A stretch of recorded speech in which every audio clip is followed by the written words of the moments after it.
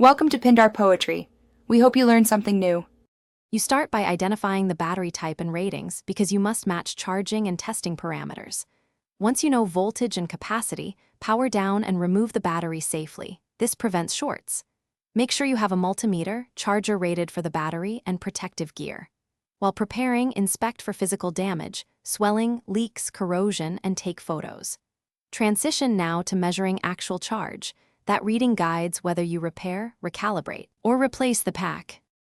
You measure open circuit voltage first, then perform a load test to see how the battery holds under stress. This reveals capacity loss. If one cell is more than 0.1 V different from neighbors, it likely causes poor charge retention. Once identified, balance cells using a proper charger or battery management system. Replace any cells that drop under load repeatedly. Clean corrosion from terminals and tighten connections. Corrosion raises resistance and wastes charge.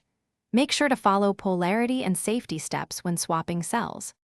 You finish by performing a full charge cycle to the manufacturer's specified voltage so the battery management system recalibrates. Once charged, discharge under a controlled load down to the recommended cutoff. This two-step cycle often restores accurate state of charge reporting. Afterward, run a capacity test and compare amp hours or runtime to the rated value. If the battery still loses significant capacity or shows thermal issues, make sure to replace it or consult a professional.